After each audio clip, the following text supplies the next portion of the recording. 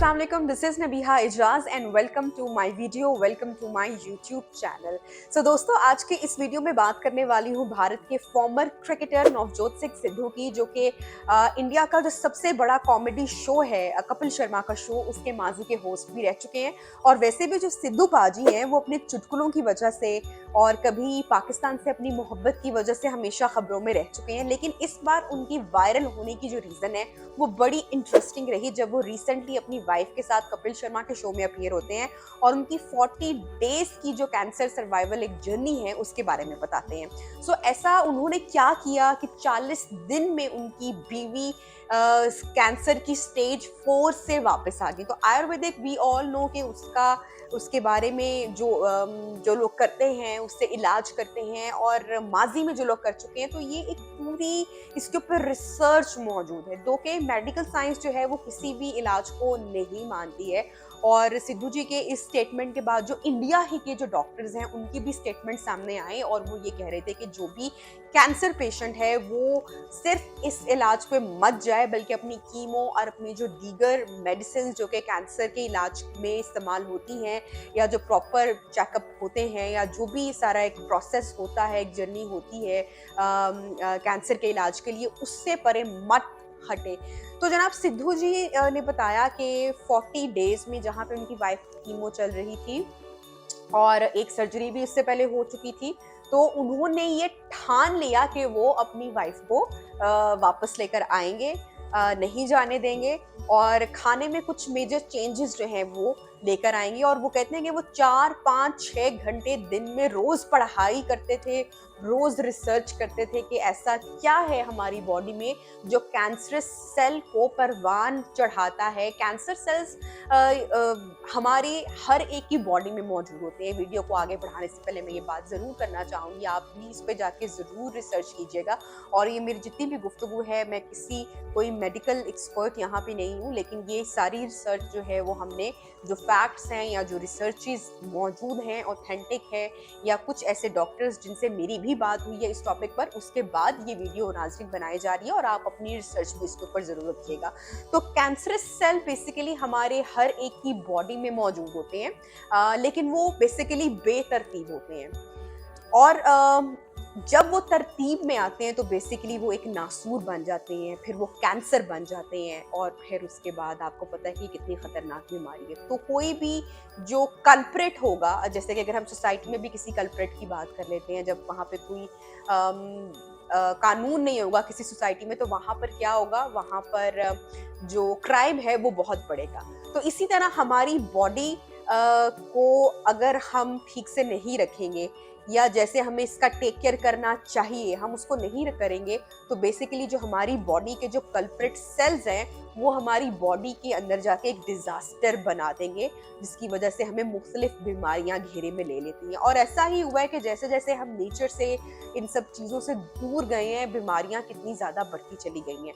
तो सिद्धू जी ने जनाब रिसर्च शुरू की और देखा कि शुगर किस तरह से कल्प्रेट है, जो डेयरी प्रोडक्ट्स हैं वो किस तरह से कल्प्रेट हैं और बेसिकली कैंसर सेल्स जो हमारी बॉडी में हैं उनका फूड जो है वो कौन कौन सी चीज़ें हैं। तो उन्होंने जब ये सारा पढ़ा, सारी रिसर्च की, सो ही डिसाइडेड कि हम इलाज तो कर ही रहे हैं, वो तो करेंगे ही, लेकिन हम कैंसर सेल्स का जो फूड है वो हम उसको देना बंद कर देते हैं, तो देखते हैं कि फिर क्या होता है। सो देन ही सेट कि जनाब उन्होंने डेयरी प्रोडक्ट्स जो हैं अपनी वाइफ के खाने से वो सारी ख़त्म उन्होंने कर दी। नीम के पत्तों का इस्तेमाल किया गया, लीमू का इस्तेमाल किया गया, एप्पल साइडर विनेगर का इस्तेमाल किया गया, लौंग का इस्तेमाल किया गया, हल्दी जो कि एंटी इन्फ्लामेटरी फूड है, वी ऑल नो दैट के हल्दी के कितने फ़ायदे होते हैं, ये सब इस्तेमाल किया गया। कद्दू का इस्तेमाल किया गया, जितनी भी खाने की चीज़ें हैं बेसिकली उसको उन्होंने उनकी डाइट में जिनका जिक्र हम सुनते हैं एज अ सुपर फूड, वो उन्होंने चेंज किया। चाय उनकी बंद कर दी और बेसिकली विंडो जो है जिसको इंटरमिटेंट फास्टिंग कहते हैं कि आपने एक सर्टेन विंडो में खाना खाना होता है, उसके बाद आपने कैलोरी नहीं लेनी होती, उस विंडो को फॉलो किया गया बहुत ही स्ट्रिक्टली। इस डाइट को उनकी फैमिली ने भी फॉलो किया, उनकी वाइफ तो ऑब्वियसली कर ही रही थी और वो सिद्धू जी कहते हैं कि उनका अपना खुद का भी जो 25 किलो वजन है वो ये डाइट करने से जो है वो कम हुआ है। तो बेसिकली मेरा ये वीडियो बनाने का मकसद किसी भी तरह की डाइट को प्रमोट करना या किसी भी तरह के खाने को प्रमोट करना नहीं है। मैंने जब ये वीडियो देखी तो trust me, I am sure कि आप लोगों की तरह ये वीडियो मेरे भी दिल तक पहुंची, क्योंकि जो एक होप थी, एक जो मोटिवेशन थी, आई थिंक कि उसका जिक्र हम ना करें तो ये बड़ी ज्यादती हो जाएगी। वो जब मैंने देखी उस वीडियो में, वो आंखों में देखी, तो आई थॉट उसी लम्हे की ये वीडियो जरूर बनाएंगे। जनाब, हम मैनिफेस्ट नहीं करते हैं, मैनिफेस्टेशन का जिक्र आप देखें कुरान पाक में भी है, ठीक है। इंसानी नफ्सियात को जब हम पढ़ते हैं उसके अंदर भी इसका जिक्र है। मेडिकल साइंस जो है वो भी इस बारे में बात करिए, जो स्पिरिचुअलिटी है उसके अंदर भी हम इसको समझते हैं, जानते हैं। तो अभी इसके बारे में बहुत बात भी हो रही है, इसके ऊपर आप वीडियोस या अपनी रिसर्च जरूर कीजिएगा कि जब आप मैनिफेस्ट करते हैं, सोचते हैं, अपनी विल पावर को स्ट्रांग रखते हैं, you know work hard and you give your 100%, then trust me कि things actually happen, वो होती हैं। और शायद यही उनके साथ हुआ। तो मैं बेसिकली उनकी किसी भी चीज़ को प्रमोट नहीं कर रही हूँ ऑब्वियसली, लेकिन जो एक होप, जो एक मोटिवेशन हमें नजर आई, और जो इतने करोड़ों लोगों को जो एक होप मिली उनकी इस वीडियो से, आई थिंक कि वो होप हम जब खो देते हैं तो हम सब कुछ खो देते हैं। तो वो होप का होना बहुत ज़रूरी है हमारी ज़िंदगियों में।